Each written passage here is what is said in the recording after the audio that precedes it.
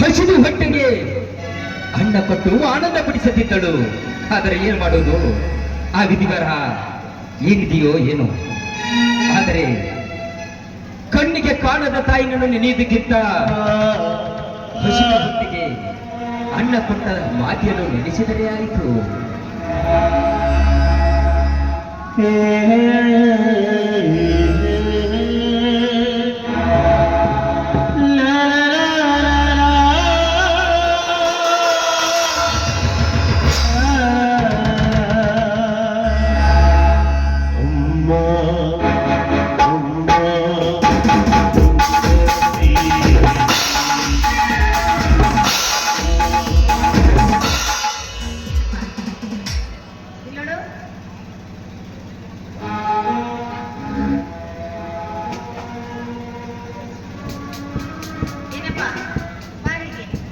ಇಲ್ಲೋಡು, ಒಳಗಡೆ ಅಡಿಗೆ ಸಿದ್ಧವಾಗಿದೆ.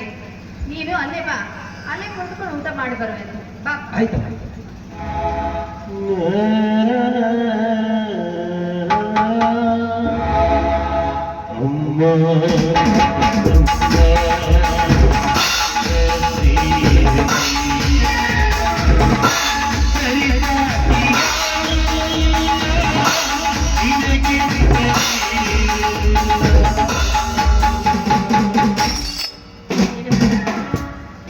ಬರ್ತಾರೆ ಅಂತ ಭಯದಿಂದ ನೀನು ಊಟನೇ ಸರಿಯಾಗಿ ಮಾಡ್ತಾ ಇರಲಿಲ್ಲ.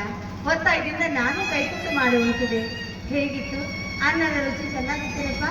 ಅಮ್ಮ, ಹಸಿದ ಒಟ್ಟಿಗೆ ಈ ಅನ್ನ ಹಚ್ಚಿದ ಈ ಕೈಗಳು ಯಾವತ್ತೂ ಸದಾನಿಧಿ ಒಳ್ಳೆಯವಳಾಗಿರಮ್ಮ. ಒಳ್ಳೆಯವಳಪ್ಪ. ದೇವರಿಗೆ ಲಕ್ಕವ ತಾಯಿಗೆ ಕೈ ಮುಗಿದು ಬೇಡಿಕೊಳ್ಳುತ್ತೇನೆ. ಅಮ್ಮ, ಈ ನಿನ್ನ ಬಡಲು ತಣ್ಣಗಾಗಿರಲಿ. ಅಮ್ಮ, ನಾನಿನ್ನು ಹೋಗಿ ಬರ್ತೀನವ. ಸರಿಯಪ್ಪ, ಹುಷಾರ್.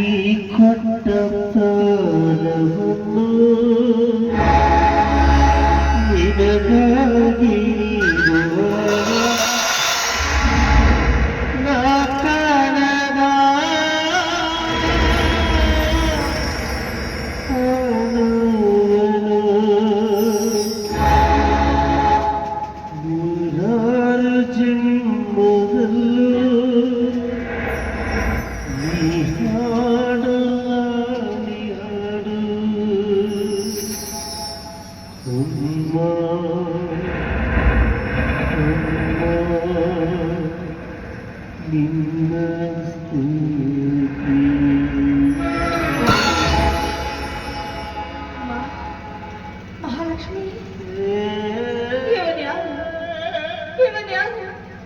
ಇವನು ನನ್ನ ಮಗ ಗಿರಿಧರನೇ. ಆ ಕಟುಕನ ಕೈಯಲ್ಲಿ ಸಿಕ್ಕೋ ಅವನು ಈ ರೀತಿ ಆಗಿರಬಹುದು.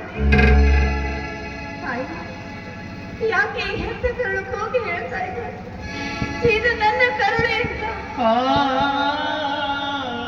ಹೋಗಿದ್ದಾನೋ ಇಲ್ಲವೋ, ಎಲ್ಲಿದ್ದಾನೋ, ಹೇಗಿದ್ದಾನೋ?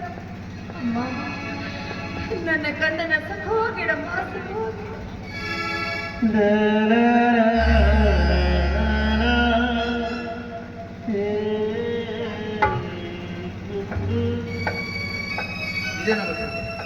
ಇನ್ನು ಬೆಳಗಾಗುವುದಕ್ಕೆ 3 ಗಂಟೆ ಇದೆ. ಅಜ್ಜಿ, ಯಾಕೋ ಏನು ನನಗೂ ನಿದ್ದೆ ಬರಲಿಲ್ಲ. ಮನೇಲಿ ಬೇರೆ ತುಂಬಾ ಕೆಲಸ ಇತ್ತಲ್ಲ, ಅದಕ್ಕೆ ನಾನೇ ಬೇಗ ಎದ್ಬಿಟ್ಟೆ ಅಪ್ಪಾಜಿ. ಇದೇನಮ್ಮ, ಊಟದ ತಟ್ಟೆ ನೀರು ತುಂಬಿದ ತಂಬಿಗೆ ಈ ಹೊತ್ತಿನಲ್ಲಿ ಆರಾಮ ಊಟ ಮಾಡಿದ್ರು? ಅದು ಅಪ್ಪಾಜಿ, ಅದು ರಾತ್ರಿನೇ ಊಟ ಮಾಡಿದ್ದು.